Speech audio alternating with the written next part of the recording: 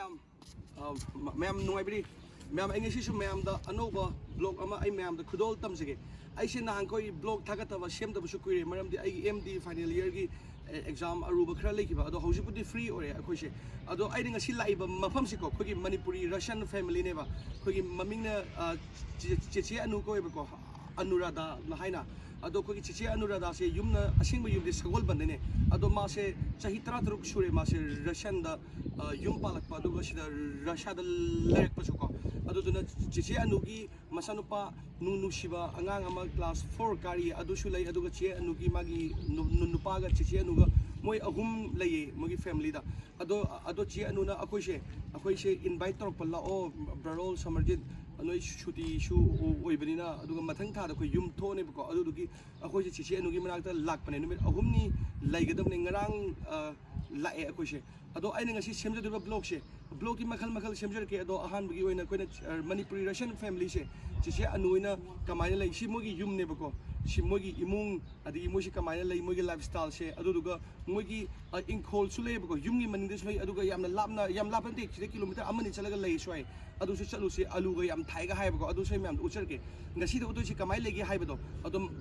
blog ki myam shema ke makhal ani uhum shu ado ahan bagi oina si jana yingmina se ado chiche anu se ma se khogi Indian passport holder natre ma se khogi Russian citizen ne ba ma se hai luhongpa kuiramina aduga magi angang shu sida school kai bako anak pada ma se Russian oikreba aduga sumaina guest lak pase akoina ahan bane sida chiche anugi yum sida khogi Moscow yam naknare Moscow capital of Russia se sigi Moscow yam ti naknare mamangi chahi da khogi chiche anugi magi sagolbangi mamado lame hai bako ado adui matung da akoina Manipuri ani shuba adu after long years da to chiche nu siam na harawe akoi siam na harawe sida lak pase ado yum se kamai to ge da ai myam changaga yingna se asisina main gate lere bako gate ani sida khogi posta Russia ki post office ki chesang laktar jo sida hapam ga da manung sanga kan da ai chiche anu ga yaurga pulap yingminas khogi che anu asida lere ado che anu gi yum sida gi stair da gi haurak to ne sai gate change da na ina asida so khoi sin riban se mathap ta khina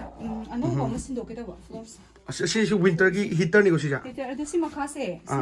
ke no lai bi khoi cellar alu gum storage to ba ko adu sigi makhum sa hang dok phang lai ba dare hang ga sembe se makha se cellar ko makha se cellar ne ba cellar em chauna lai do le makha da underground room sembe yai ko ado ore chino ado Russian sing di ayam ju yum makha da loina lai ko moi gi di ko swaina yum amagi makha ta ka achong so bu me am lai se ke no tong alu sidana pochai ki thame khogi Alex brother gi magi na ai garden gi phangba mem do adu do winter da hoji garden chu uchara ke ko engkhol ke ga su freezer ma si freezer ama ne ai na tham se mi sigi sai da taruk ka tham da si ka change se su le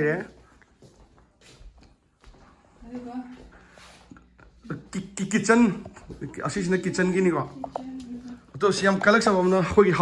haufi leis si jam na kalak sa bama sile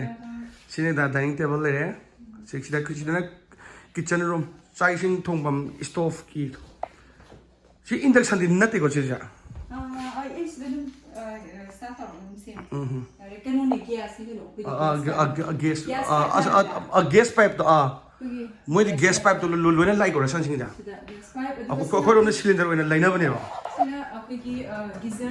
geyser gi supply to on to si na da akoi winter radiator se start to business start already na ko se on the hojiti ado asisu heater ne winter da un ta ba kan da si je sa halak to ne si room da room free athaba liter so dum yare ko keno hadi winter da un yam ta su ko si room se heater yawri na papan da -20 manung da +25 aduga asidana living room le chani pa piano ni ma hausi school ka ge ado ai friend lag ba su laki summer camp cheno ma so hai bra piano piano si ka no ni free da pirakpa piano sem ta ngai no zika adu moi adum school da gi mai gi da mutta adum ado cheno gi thani photo nusi photo akogi casting in manipur lai kan gi ado ga sita khoi manipur gi items ma'am jo phaja manipur gi ma'am se sina egypt ki ma'am sure ado ga sina cheno gi isanu pa do ina kenti gi like papam Messi yang panjang merama, ini mah tahu kan, mana? Aduh, sih sebenarnya sitar nih, India ki sitar. India ki sitar do. Sitar do. India de pore adum. Pore ini, Alex na sum memory oin na ban sitar. Aduh, yang tina one pro kasan. Asilare ina kenti je. Ina kenti, Mr. Ina kenti. Je. Ma hoji di summer camp chat ki ba. Warin lag ba ai ulake du. Summer camp. Asile ina kenti ki sana pot ngak tane. Soft toys pa. Aduga asigi sofa je ju adum phamu thok ya bi du ni ko. Ching makha da ching thok ya bi du. Yes kumala akan ko. Akhoi adum hipa du ko loi na yai. Aduga manung da ka leire asigi room si manung da aduga washroom asino washroom chenu gi mi ahung gi chap achare Luhongba kan noi dengan mana luhong itu 2021 dah. Atau apa hanya kau di winter tapi saya anti dan heater saya. Heater tapi saya yang nanang amuka tiru drop, family job sudah tadi lah. Atau macam luhong gitu leh, kita mina dua leh je, mana kau. Asta sure room amal leh. Sana bed fazabam leh. Asigi mafam sidadi cheno ise kuidri ba chahi ama ado si mafam je Moscow su yamna naknare ado mi ahungi ni na yamti chawe mi ahungi anganga cheno ga chadagi Alex brother ga lai bani na cheno keno su engkhol yengu je yumgi maning da lai engkhol Alexica hoi asongina Alexica sumna na chain and anuga dialects ki machane ina kenti se ko Russian marol ne bako aduga ko English na innocent na haine ma se ko Manipuri su khangi Russian su khangi aduga English su khangi ina kenti nang Manipuri khangi ko khangi nang si school se pung kya da chatle school masih matam kita ngi law ne bako khallaga hayal to ne basidi Manipuri kanam ta ngang dre dana aduga chenu na akhoi na lakpa su akhoi na su Manipuri zo na ngang on haywa mana hayong na ba hairo pung nipan da aduga pung kya da halakpa nipan mapan tara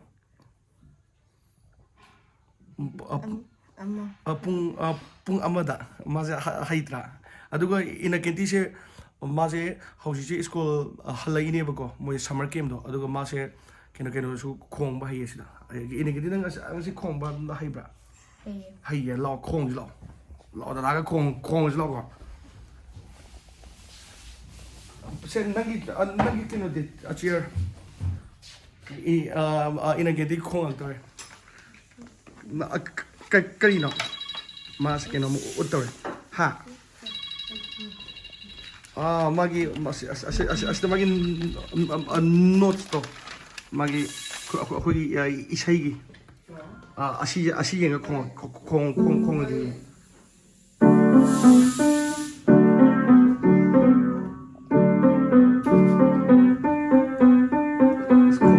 pernah hai sih dia pernah hai di atau asida iri sih kogi Russian marol ngang tani ko kong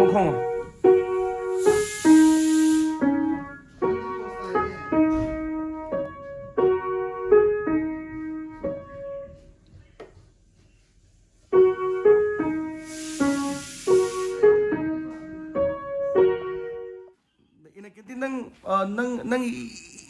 India da keram kan da thoge Manipur da masih kali nih masih nana Manipuri da nana Manipuri da ko ya malura su English da kumo masih khalak wai sana drabin ko khalaga hai ne ko khoi che nu khak tane ma tak pi ina kintia aslo ai na ꯅꯪꯁꯤꯀꯣ ꯅꯪꯁꯦ ꯏꯟꯗꯤꯌꯥꯗ ꯑꯩꯈꯣꯏꯒꯤ ꯃꯅꯤꯄꯨꯔꯗ ꯀꯔꯝ ꯀꯥꯟꯗ ꯊꯣꯛꯎꯏ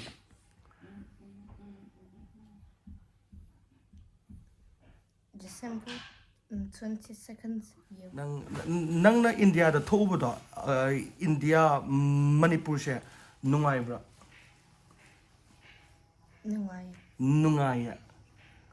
ꯑꯗꯨ ꯔꯁꯤꯌꯥꯗꯤ ꯅꯨꯡꯉꯥꯏꯕ꯭ꯔꯥ Russiada nungayre. ꯅꯨꯡꯉꯥꯏꯇꯦ ꯅꯨꯡꯉꯥꯏꯌꯦ ꯍꯥꯏꯔꯣ ꯅꯨꯡꯉꯥꯏꯇꯦ ꯍꯥꯏꯔꯣ Nungayre. ꯅꯨꯡꯉꯥꯏꯔꯦ ꯔꯁꯤꯌꯥꯁꯨ ꯅꯨꯡꯉꯥꯏ ꯏꯟꯗꯤꯌꯥꯁꯨ ꯅꯨꯡꯉꯥꯏ ꯀꯔꯝꯕꯅ ꯍꯦꯜꯂꯦ ꯃꯅꯤꯄꯨꯔ ꯏꯟꯗꯤꯌꯥ ꯃꯅꯤꯄꯨꯔꯒ ꯔꯁꯤꯌꯥꯒ ꯀꯔꯝꯕ ꯔꯁꯤꯌꯥꯅ ꯍꯦꯜꯂꯦꯕꯀꯣ ꯑꯗꯣ ꯃꯅꯤꯄꯨꯔꯒꯤ ꯕꯣꯕꯣꯛꯇꯣ ꯈꯪꯕ꯭ꯔꯥ ꯑꯗꯨꯗꯣ ꯅꯨꯡꯁꯤꯕ꯭ꯔꯥ ꯕꯣꯕꯣꯛ ꯀꯩꯅꯣꯒꯤ ꯅꯪꯒꯤ ꯃꯃꯥꯒꯤꯀꯣ ꯃꯃꯥꯗꯣ ꯃꯅꯤꯄꯨꯔꯒꯤ ꯒ꯭ꯔꯥꯟꯃꯥꯗꯔ ꯔꯁꯤꯌꯥꯟ ꯃꯔꯣꯜꯗꯅ ꯕꯥꯕꯨꯁꯀꯥꯗꯣ ꯃꯅꯤꯄꯨꯔꯒꯤ ꯕꯥꯕꯨꯁꯀꯥꯗꯣ ꯅꯨꯡꯁꯤꯕ꯭ꯔꯥ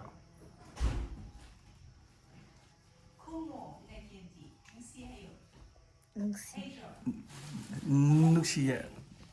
ꯃꯥꯁꯦ ꯈꯜꯂꯒꯅꯦ ꯃꯅꯤꯄꯨꯔꯤꯗꯤ ꯈꯪꯉꯦꯕꯀꯣ ꯑꯗꯣ ꯈꯜꯂꯒ ꯇꯞꯅ ꯇꯞꯅ ꯈꯨꯝꯃꯛꯏꯅꯦꯕ ꯑꯗꯨꯒ ꯏꯪꯂꯤꯁꯇꯗꯤ ꯈꯨꯝꯕ ꯑꯗꯨꯝ ꯑꯩꯈꯣꯏꯅ ꯃꯅꯤꯄꯨꯔꯤꯗ ꯑꯣꯏꯅ ꯑꯩꯈꯣꯏꯅ ꯄ꯭ꯔꯦꯛꯇꯤꯁ ꯇꯧꯕꯤꯅꯤꯡꯉꯥꯏ ꯂꯩꯇꯦꯕ ꯆꯦ ꯑꯅꯨ ꯈꯛꯇꯅꯤꯅ ꯑꯗꯣ ꯃꯅꯤꯄꯨꯔꯤꯁꯨ ꯃꯌꯥꯝ ꯍꯩꯔꯦ ꯏꯪꯂꯤꯁ ꯑꯗꯒꯤ ꯔꯁꯤꯌꯟꯗꯤ ꯐꯖꯅ ꯍꯩꯌꯦ ꯃꯔꯝꯗꯤ ꯔꯁꯤꯌꯟꯅꯤꯅ Yeah, this is a dictionary of coach one of minority people groups in India. ꯑꯁꯤ ꯑꯩꯈꯣꯏꯒꯤ ꯏꯟꯗꯤꯌꯥꯗ ꯂꯩꯕ ꯑꯩꯈꯣꯏꯒꯤ ꯃꯥꯏꯅꯣꯔꯤꯇꯤ ꯄꯤꯄꯜꯁꯤꯡꯗꯣ ꯑꯗꯨꯒꯤ ꯗꯤꯛꯁꯅꯥꯔꯤꯅꯤ ꯑꯩꯈꯣꯏꯒꯤ ꯕ꯭ꯔꯗꯔ ꯑꯦꯂꯦꯛꯁꯅ ꯃꯥꯅ ꯂꯣꯏꯅ ꯁꯦꯝꯕꯤꯔꯤꯅꯤ ꯁꯤꯁꯦ ꯃꯦꯘꯥꯂꯌꯥꯒꯤꯅꯤꯀꯣ Meghalaya, Assam parts of Bangladesh. This people group. They have 6 dialects altogether. ꯑꯁꯤꯃꯗ ꯑꯩꯈꯣꯏꯒꯤ ꯗꯥꯏꯂꯦꯛꯁ 6 ꯌꯥꯎꯋꯦ ꯂꯥꯏꯔꯤꯛꯁꯨ ꯐꯣꯡꯉꯤꯀꯣ my picture mane cinema ꯂꯩꯔꯦ magi larik ne Alexander Kondakov ꯑꯗꯣ ꯀꯩꯅꯣꯅ ꯅꯨꯄꯥꯅ ꯀꯣꯟꯗꯥꯀꯣꯞꯅꯦꯕ ꯑꯩꯈꯣꯏꯒꯤ ꯆꯦꯅꯨꯅ ꯀꯣꯟꯗꯥꯀꯣꯚꯥ ꯚꯥꯇꯄ These are the dialects. ꯑꯁꯤꯒꯤ ꯂꯦꯡꯒ꯭ꯋꯦꯖꯁꯦ ꯁꯤꯒꯤ ꯗꯥꯏꯂꯦꯛꯁꯦ ꯑꯁꯤꯁꯦ ꯀꯩꯅꯣꯅ ꯁꯦꯝꯃꯤꯅꯦ ꯑꯩꯈꯣꯏꯒꯤ brother election Sharapova kai leidi Sharapova na nupa oidira Sharapova Spent 10 years on this dictionary. 17 years 10 years it took Yeah, I did other things as well as this together. In general, compiling, cross-checking, typing. ꯑꯗꯒꯤ ꯆꯤꯟꯅꯨ ꯂꯥꯏꯔꯤꯛꯁꯨ ꯐꯣꯡꯉꯤꯀꯣ We had a program in 2018, okay malaria gi matang Coach annual conference, and presented this book. So it is beneficial to the community. yeah The absolutely language is underdeveloped, learning so this kind of works help them. They want to introduce the language in school, so they need materials like this. similar with Arabic it's so nice it's Arabic ꯑꯁꯨꯝꯕ ꯂꯥꯏꯔꯤꯛꯁꯨ ꯃꯌꯥꯝ ꯐꯣꯡꯉꯦ ꯑꯩꯈꯣꯏꯁꯦ ꯑꯩꯈꯣꯏꯒꯤ ꯕꯦꯡꯒꯣꯂꯤꯅꯤ ꯍꯤꯟꯗꯤꯁꯨ ꯑꯣꯏ ꯀꯞ ꯆꯥꯊꯪ ꯑꯗꯨ ꯀꯞ English ꯀꯣꯆꯤ ꯐꯖꯩ ꯑꯁꯤ ꯌꯨꯝꯒꯤ ꯉꯁꯥꯏꯒꯤ ꯃꯦꯟ ꯒꯦꯠ ꯂꯩꯗꯅ ꯌꯨꯝꯒꯤ ꯍꯦꯛ ꯅꯥꯀꯟꯗ ꯕꯥꯏꯛ ꯑꯩꯈꯣꯏꯒꯤ ꯑꯦꯂꯦꯛꯁ ꯕꯔꯗꯒꯤ ꯕꯥꯏꯛꯅꯦ ꯃꯥꯒꯤ ꯅꯨꯡꯁꯤꯗꯥꯛ ꯑꯁꯤ ꯅꯨꯡꯁꯤꯗꯥꯛꯁꯤ ꯁꯤꯗꯅꯦ ꯃꯅꯥꯗꯤ ꯄꯥꯛꯑꯦ ꯑꯩꯈꯣꯏꯒꯤ ꯃꯅꯤꯄꯨꯔꯒ ꯍꯥꯏꯔꯗꯤ ꯑꯗꯣ ꯃꯅꯝꯗꯤ ꯑꯗꯨꯝ ꯆꯞ ꯃꯥꯟꯅꯅ ꯅꯨꯡꯁꯤ ꯆꯦꯅꯣ ꯁꯤ ꯀꯩꯅꯣ ꯑꯣ ꯇꯨꯂꯤꯞꯇꯣ ꯂꯣꯏꯈ꯭ꯔꯦ ꯑꯗꯨꯅ ꯃꯁꯛ ꯊꯤꯔꯦ ꯌꯨꯝꯒꯤ ꯃꯅꯤꯡꯁꯨ ꯌꯥꯝꯅ ꯆꯥꯎꯋꯦ ꯑꯗꯣ ꯑꯁꯤꯗ ꯅꯠꯇꯅ ꯑꯃꯁꯨ ꯂꯩꯗꯅ ꯆꯦꯅꯣ ꯗꯆꯥ ꯁꯝꯃꯔ ꯍꯥꯎꯁ ꯑꯩꯈꯣꯏꯒꯤ ꯐꯥꯔꯝꯒꯤ ꯇꯥꯏꯞꯇ ꯇꯧꯕ ꯏꯪꯈꯣꯜꯒꯤ ꯇꯥꯏꯞꯇ ꯑꯗꯨꯁꯨ ꯎꯆꯔꯦ ꯁꯤ ꯍꯥꯟꯅ ꯌꯦꯡꯁꯤ ꯃꯌꯥꯝ ꯑꯗꯨꯅ ꯍꯦꯟꯅ ꯆꯥꯎꯋꯦ ꯑꯩꯈꯣꯏꯒꯤ ꯁꯤ ꯂꯩꯔꯤꯁꯤꯗꯒꯤ ꯂꯝ ꯌꯥꯝ ꯆꯥꯎꯋꯦ ꯑꯩ ꯀꯣꯟꯅ ꯇꯥꯏꯜ ꯁꯦꯝꯒꯦ ꯇꯧꯕ ꯁꯤꯗ ꯇꯥꯏꯜ ꯁꯦꯝꯃꯦꯗꯅ ꯑꯁꯤꯒꯤ ꯄꯔꯤꯡꯁꯦ ꯇꯥꯏꯜ ꯁꯦꯝꯒꯦ ꯇꯧꯕ ꯑꯗꯨꯒ ꯁꯤꯒꯤꯁꯤꯅ ꯂꯥꯁ ꯌꯔ ꯑꯩꯁꯦ ꯏꯟꯖꯥꯡ ꯊꯥꯅꯩꯌꯦꯕꯀꯣ ꯗꯆꯥ ꯂꯩꯗ꯭ꯔꯤꯉꯩꯗ ꯑꯗꯨꯗꯨꯅ ꯑꯗꯨ ꯁꯤꯗ ꯇꯥꯏꯜ ꯁꯦꯝꯃꯅꯤ ꯑꯗꯨꯒ ꯑꯩꯈꯣꯏꯒꯤ ꯒꯥꯔꯤꯒꯤ ꯇꯥꯌꯔꯗꯣ ꯔꯥꯎꯟ ꯇꯧꯔꯒ ꯑꯩꯁꯦ ꯂꯩ ꯊꯥꯒꯦ ꯇꯧꯕ ꯐꯖꯅ ꯑꯗꯣ ꯑꯩ ꯑꯗꯨꯝ ꯊꯥꯖꯤꯜꯂꯦ ꯑꯁꯤꯗꯁꯨ ꯂꯩ ꯃꯌꯥꯝ ꯊꯥꯏ ꯁꯤꯁꯦ ꯁꯅꯥꯔꯩ ꯌꯦꯡꯉꯨ ꯃꯅꯤꯄꯨꯔꯒꯤ ꯁꯅꯥꯔꯩ ꯑꯁꯤꯅꯅꯦꯀꯣ ꯁꯤꯖꯟ ꯍꯧꯖꯤꯛ ꯁꯝꯃꯔꯒꯤ ꯑꯗꯨ ꯁ꯭ꯋꯥꯏꯗ ꯊꯥꯔꯤꯁꯤꯅ ꯀꯩꯅꯣꯒꯤ ꯄꯦꯔꯤꯅꯦꯜ ꯑꯣꯏꯕꯗꯣ ꯆꯍꯤ ꯆꯨꯞꯄ ꯍꯧꯕ ꯁꯅꯥꯔꯩ ꯁꯤꯅ ꯒ꯭ꯔꯤꯟ ꯍꯥꯎꯁ ꯑꯃ ꯂꯩꯔꯦ ꯒ꯭ꯔꯤꯟ ꯍꯥꯎꯁꯁꯦ ꯂꯥꯁ ꯌꯔꯗꯤ ꯑꯩꯅ ꯀꯩꯅꯣꯁꯦ ꯀ꯭ꯌꯨꯀꯨꯝꯕꯔꯁꯦ ꯌꯥꯝ ꯊꯥꯕ ꯑꯗꯣ ꯊꯕꯤꯅꯦ ꯑꯗꯣ ꯑꯩ ꯊꯕꯤꯁꯦ ꯑꯗꯒꯤ ꯇꯣꯃꯦꯇꯣꯁꯨ ꯑꯅꯧꯕ ꯊꯥꯗ ꯉꯥꯏꯔꯤ ꯀꯩꯒꯤꯅꯣ ꯑꯩ ꯊꯕꯤꯁꯦ ꯀꯣꯟꯅꯗꯣꯏ ꯃꯥꯜꯂꯛꯇ꯭ꯔꯕ ꯑꯗ ꯑꯅꯧꯕ ꯑꯅꯤ ꯍꯧꯖꯤꯛ ꯁꯤ ꯊꯕꯤ ꯉꯔꯥꯡ ꯏꯁꯤꯡ ꯆꯥꯏꯕꯒꯤ ꯃꯃꯤ ꯇꯥꯔꯤ ꯆꯥꯏꯔꯗꯝꯅꯤ 시디 양 짜오래. 시디 핵도 오세. 양 꾸이나 짜오를 탐다르기 과 테이지. 시디 프로니 실례 타비 프로 시디 프로 내추럴냐 게임도 퍼즈 여우도 비 하르노 게임 짜이 다비다 그 사자님가. 타비 용 아테이스고 알레기 아소부스 핵독트디 아테이스 싸워 뭔가 해. 나 아테이스 싸워. 타비네 치치노 아디기 토마토네 카멘네 아디기 토마토 스팸세 시나 브랜드 아토 마칸 네바 시나 아파도가 그노 토이세 에나 타바도 그라 소이그라 아디 시 큐컴버세 하타 마 사이드 타가다도 믹스 오브 로이나 아도 판부디 호리용네 팔레 팔드라 판 마호리용 사이드 아스타 판 바호레 판 비암 판 누가 시수 동안 바바네 데스나 모록 실레 모록시스 아사바 팜데 모이세 두다르수 사이 마판세 도마이나 타 시스나 토마토 masak mana tiko makan ni koi kamen sina torobot se ai mari phadna de thare mari se ma da asla se ampali si mari se ma mathak ta bukhalaga ko mathak ta yan thara pala ka doine ba aina yam sang de bagi aina mari se semje ba ai de cucumber gi sembe ta adugo sina cherry tomato ne se cherry tomato cherry tomato cherry tomato macam sado cherry tomato samsa oil nga ayai baga to sina eggplant brinjal kamen akoi den ko si robane ingdana mu ya saba pa me ba adugo se su amma hogolai kona se hoga si na koi mari sat pa pochai nga tane si je to me sina macha da ma pacha pan be cherry tomato ki tapta oi dune ba sina adagi dhania se cucumbers and tharam corianders and tharam me bako loin cha loin na kre adugo si se na kitang thamba padigom dhania yone ta cherry tomato si dem saw draw sorry akthor aga ko khara khwai di size sine jaw saw adagi sina karino si karino mai tiro spinach nati keno sogri spinach ta se pi inina kakching na sai bako adu aina pot sogri ju ta se scallion tha dali sogri adu aina hujik mapan de khara sar kan bu thoki to seasoner tomato se dama sa hadrong sorry si tomato ne ba maka sang ko somali ko si yum da ko rom sang bini nate si di mo ko phangoi ko sa obini ya nu bina piro ko ne on da sit se ayo ne si ge se pram sorry bina piro ko ne pale piro ko dagi si sina okay no cucumber aniam so in khazin thabi anim ju ta na bi mandren last day am pan man na ise adagi si dai na sing ati hai na su garlic na mane sing nati chanam adagi sina si je mapun de ko lupa cham gi shumba ama khat khutang am ne si je koina market lei ba kan adagi mithi mana sina mithi mana do mithi maru loge na to baina mithi til lo jo aina ko khamin keno si hang keno ko la sa be ab salad ki do salad lips adagi dhania do coriander ai hawai movie na to si coriander sina hawai movie asidi kala hawai movie ji adagi sina keno do mithi mana maru loge aina pangta du thazile hawai movie di penam kung na pale hawai maton na ba hawai maton ji maru sits su sana ko yam chawi asong gi su yam lei ado last year di ai di sina asigi keno ji sem si apple pambi green apple red apple tongan asi se apple sem gi pambi ne si se green apple and the red apple si red like yellow si oi ko yellow apple green apple and red apple ohum tha ba ohum si surang gi uji pesa tang bu do ko gi asti tang bu ne si se ai lu pa cham gi si sum am piran lo garlic ti tang bu ne si how asi jo hangam man bi khoi hangam style mem le si se ke no beetroot sini please mem ya hoye beetroot so last year gi ne beetroot sa ina pang na kana taw alu sina morok ne kobi gar so hore hangam kobi slai re phasna lai re hangam jesi yum ga di simana de ko hangam ne du keno Chinese hangam do Chinese ki hangam ko la dum chaba ya bi do ꯁꯤꯁꯨ ꯃꯣꯔꯣꯛꯇ ꯑꯃ ꯊꯥꯏ ꯑꯗꯨꯒ ꯁꯤꯗ ꯍꯧꯔꯤꯕ ꯑꯩꯒꯤ ꯑꯂꯨꯁꯦ ꯑꯂꯨ ꯑꯩ summer ꯍꯥꯎꯁꯇ ꯑꯩꯒꯤ ꯐꯥꯔꯝꯗ ꯊꯥꯏꯌꯦꯕꯀꯣ ꯁꯤꯒꯤ ꯑꯂꯨꯁꯤꯅꯅꯦ ꯑꯩꯒꯤ ꯀꯩꯅꯣ ꯑꯣꯏꯕ ꯁꯨꯝ ꯂꯥꯁ ꯌꯔꯒꯤ ꯂꯦꯝꯍꯧꯕꯗꯣ ꯑꯩꯅ ꯄꯔꯦꯡ ꯑꯣꯏꯅ ꯁꯦꯝꯕꯤꯔꯕ ꯍꯧꯒꯠꯆꯔꯛꯑꯦꯕ ꯃꯊꯟꯇ ꯑꯩꯅ ꯊꯥꯕ ꯅꯠꯇꯦꯕ ꯁꯤꯗꯤ ꯑꯗꯣ ꯑꯩꯅ ꯂꯥꯏꯟ ꯑꯣꯏꯅ ꯁꯦꯝꯕꯤꯔ ꯊꯝꯕꯤꯔꯕ ꯁꯤꯗ ꯂꯩꯔꯤꯁꯤꯗꯤ ꯀꯩꯅꯣ ꯁꯤꯗꯒꯤ ꯍꯦꯟꯅ ꯆꯥꯎꯋꯦ ꯍꯥꯏꯌꯦ ꯗꯆꯥ ꯆꯦꯅꯨꯒꯤ ꯐꯥꯔꯝ ꯑꯃ ꯂꯩ ꯍꯥꯏꯌꯦ ꯁꯝꯃꯔ ꯍꯥꯎꯁ ꯑꯗꯣ ꯑꯩ ꯅꯥꯄꯤ ꯁꯦꯡꯕ ꯉꯝꯗꯗꯅ ꯅꯥꯄꯤ ꯍꯣꯔꯦꯟ ꯆꯠꯂꯒ ꯁꯦꯡꯉꯨꯔꯁꯦ ꯅꯥꯄꯤ ꯁꯦꯡꯉꯝꯃꯣꯏꯍꯦ ꯅꯪ ꯀꯣꯟꯅ ꯇꯞꯅ ꯁꯦꯡꯉꯦ ꯑꯩ ꯇꯪꯈꯥꯏ ꯑꯃ ꯁꯦꯡꯉꯝꯃꯕꯅꯤ ꯑꯗꯒꯤ ꯁꯤꯁꯨ ꯀꯩꯅꯣ ꯀꯣꯕꯤ ꯉꯥꯛꯇꯅꯤ ꯀꯣꯕꯤ ꯐꯨꯜ ꯑꯗꯒꯤ ꯀꯣꯕꯤ ꯂꯩ ꯕ꯭ꯔꯣꯀꯣꯂꯤ ꯕ꯭ꯔꯣꯀꯣꯂꯤ ꯑꯗꯨꯒꯨꯝꯕ ꯃꯈꯜ ꯑꯍꯨꯝꯅꯦ ꯊꯥꯈ꯭ꯔꯦ ꯇꯤꯜꯍꯧꯁꯤ ꯂꯩꯔꯦ ꯇꯤꯜꯍꯧꯁꯤ ꯀꯩꯕ ꯐ꯭ꯂꯥꯋꯔꯤꯡ ꯇꯧꯕꯗꯣ ꯂꯩ ꯄꯥꯟꯕꯤꯁꯦ ꯃꯦꯆꯣꯔ ꯑꯣꯏꯔꯦ ꯍꯥꯏꯅꯦꯕ ꯑꯗꯣ ꯃꯦꯆꯣꯔ ꯑꯣꯏꯕꯁꯦ ꯑꯩꯈꯣꯏ ꯁꯤ ꯊꯗꯠꯂꯦꯕ ꯀꯩꯒꯤꯅꯣꯗ ꯊꯗꯠꯇ ꯇꯥꯔꯗꯤ ꯄꯨꯝꯗꯣꯏꯕ ꯊꯗꯠꯂꯒ ꯁꯨꯝꯕꯁꯦ ꯊꯗꯠꯂꯣ ꯍꯥꯏꯌꯦꯕ ꯀꯥꯗꯁꯨ ꯑꯆꯧꯕ ꯑꯃ ꯂꯩꯔꯦ ꯈꯨꯆꯥꯎ ꯑꯃ ꯁꯨꯝꯕꯁꯦ ꯊꯗꯠꯀꯗꯕꯅꯤ ꯅꯠꯇ꯭ꯔꯗꯤ ꯌꯦꯡꯉꯨꯅꯦ ꯁꯤꯗ ꯑꯩ ꯊꯗꯠ ꯆꯥꯎꯔꯦ ꯑꯗꯨꯗꯤ ꯁꯤ ꯆꯥꯎꯍꯟꯗ꯭ꯔꯤꯉꯩꯗ ꯊꯠꯀꯗꯕꯅꯦꯕ ꯁꯤ ꯌꯥꯝ ꯆꯥꯎꯕꯅꯦ ꯑꯁꯤꯗꯤ ꯆꯥꯎꯔꯦ ꯁꯤꯗꯤ ꯁꯤ ꯆꯥꯎꯗ꯭ꯔꯤꯉꯩꯗ ꯊꯠꯀꯗꯕꯅꯤ ꯅꯠꯇ꯭ꯔꯗꯤ ꯑꯩ ꯀꯩꯅꯣ ꯑꯁꯤꯁꯦ ꯊꯠꯇ꯭ꯔꯗꯤ ꯀꯩꯗꯧꯋꯦ ꯍꯥꯏꯅꯣ ꯊꯠꯇ꯭ꯔꯗꯤꯅꯦ ꯀꯩꯅꯣꯗꯣ ꯕꯜꯕꯇꯣ ꯐꯣꯝ ꯇꯧꯕ ꯉꯝꯃꯣꯏꯗꯣꯏꯕ ꯃꯔꯨꯗꯣ ꯆꯦꯅꯨ ꯀꯩꯅꯣꯗꯤ ꯏꯁꯇ꯭ꯔꯣꯕꯦꯔꯤ ꯑꯩ ꯑꯃ ꯐꯥꯔꯝꯗ ꯌꯥꯝ ꯂꯩꯌꯦ ꯏꯁꯇ꯭ꯔꯣꯕꯦꯔꯤꯁ ꯑꯥꯗꯁꯨ ꯈꯔ ꯂꯩꯕꯅꯦ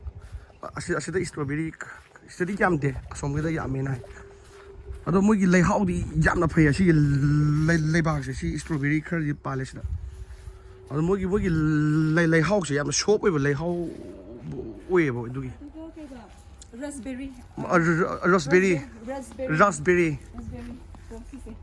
ꯔꯁꯕꯦꯔꯤ ꯉꯥꯛꯇꯅꯤ ꯃꯄꯥꯟ ꯁꯥꯠꯂꯤꯌꯣ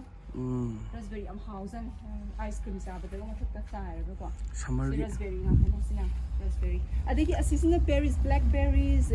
ꯔꯦꯗ ꯀꯔꯦꯟꯁꯀꯨꯝꯕ ꯁꯤꯅ ꯑꯩꯈꯣꯏꯅ ꯀꯩꯅꯣ ꯀꯝꯄꯣꯁ ꯁꯦꯝꯕ ꯐꯔꯇꯤꯂꯥꯏꯖꯔ ꯑꯣꯏꯅꯕ ꯑꯗꯣ ꯁꯤꯒꯤꯁꯦ ꯂꯥꯁ ꯌꯔꯒꯤ ꯀꯝꯄꯣꯁꯅꯦ ꯑꯗꯣ ꯁꯤ ꯐꯔꯇꯤꯂꯥꯏꯖꯔ ꯑꯣꯏꯕ ꯁꯤ ꯇꯧꯊꯣꯛꯑꯒꯅꯦ ꯑꯃꯨꯛ ꯑꯩꯈꯣꯏꯅ ꯆꯥꯕꯒꯤ ꯃꯀꯨ ꯀꯩꯀꯥ ꯂꯩꯗꯥꯏꯅꯦ ꯑꯂꯨꯒꯤ ꯄꯤꯜꯁꯇꯣ ꯍꯥꯞꯆꯤꯜꯂꯒ ꯁꯟꯊꯤꯒꯨꯝꯕ ꯃꯤꯛꯁ ꯇꯧꯔꯒꯀꯣ ꯐꯔꯇꯤꯂꯥꯏꯖꯔ ꯁꯦꯝꯕ ꯐꯖꯩꯅꯦ ꯁꯤꯁꯦ ꯌꯨꯝꯒꯤ ꯃꯅꯤꯡꯅꯤꯀꯣ ꯆꯦꯅꯨꯀꯣ ꯌꯨꯝꯒꯤ ꯃꯅꯤꯡꯁꯦ ꯆꯥꯎꯔꯤꯕ ꯑꯁꯤꯐꯧꯅꯦꯕ ꯁꯤꯗ ꯈꯥꯖꯤꯜꯂꯤꯁꯦ ꯆꯦꯅꯨ ꯁꯤ ꯋꯥꯜꯁꯤ ꯑꯣꯏꯗꯣꯏꯔꯥ ꯆꯦꯅꯨꯒꯤ ꯂꯝꯁꯦ ꯁꯤ ꯋꯥꯜꯗꯨꯅ ꯁꯤꯐꯧ ꯌꯨꯝ ꯌꯥꯝ ꯆꯥꯎꯔꯦ ꯃꯃꯥꯡꯗ ꯀꯥꯔ ꯈꯥꯝꯃꯝ ꯒꯦꯔꯦꯖꯁꯨ ꯂꯩꯔꯤ ꯀꯔꯤ ꯔꯁꯕꯦꯔꯤꯅꯤ ꯁꯤꯁꯨ ꯑꯁ ꯈꯨꯄꯥꯟ ꯁꯤꯅ ꯀꯩꯅꯣꯗ ꯁꯤꯅ ꯂꯦꯠ ꯑꯁꯤꯅ ꯑꯉꯟꯕꯀꯣ ꯁꯤꯅ ꯊꯦꯡꯕ ꯑꯊꯦꯡꯕꯒꯤꯗꯣ ꯑꯣꯛꯇꯣꯕꯔ ꯑꯗꯥꯏꯗ ꯄꯥꯝꯃꯦ ꯑꯃꯁꯤꯅ ꯍꯧꯖꯤꯛ ꯖꯨꯟ ꯖꯨꯂꯥꯏ ꯁ꯭ꯋꯥꯏꯗ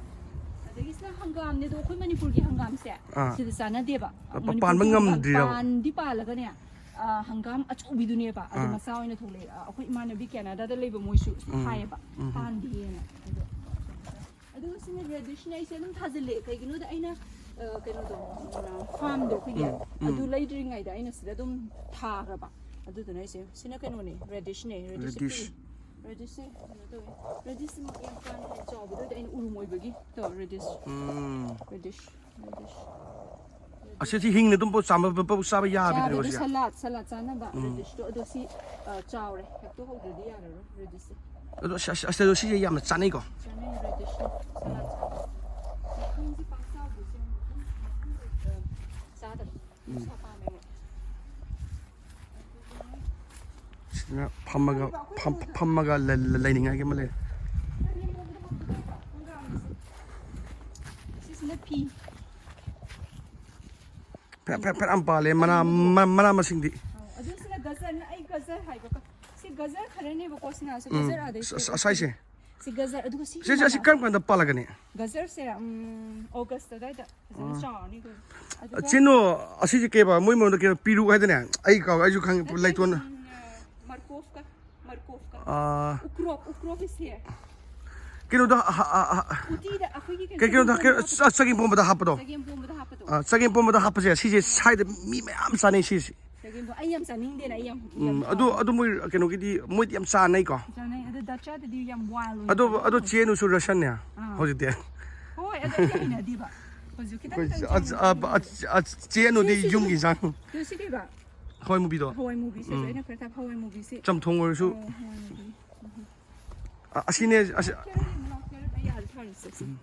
ꯑꯩꯈꯣꯏꯒꯤꯗꯤ ꯌꯥꯝ ꯊꯥꯗ꯭ꯔꯁꯨ ꯌꯥꯔꯦ ꯈꯔ ꯑꯁꯤꯅꯦ ꯆꯦꯅꯨꯒꯤ ꯌꯨꯝꯒꯤ ꯃꯅꯤꯡ ꯂꯝ ꯌꯥꯝ ꯆꯥꯎꯅ ꯑꯗꯩ ꯏꯟꯖꯥꯡ ꯅꯥꯄꯤ ꯃꯅꯤꯄꯨꯔꯒꯤ ꯃꯌꯥꯝ ꯊꯥꯏ ꯁꯤ ꯂꯩꯔꯦ ꯀꯦꯔꯦꯠꯁꯦ ꯀꯨꯡꯅ ꯊꯥꯕ ꯌꯥꯗꯦꯕ ꯃꯣꯏꯁꯦ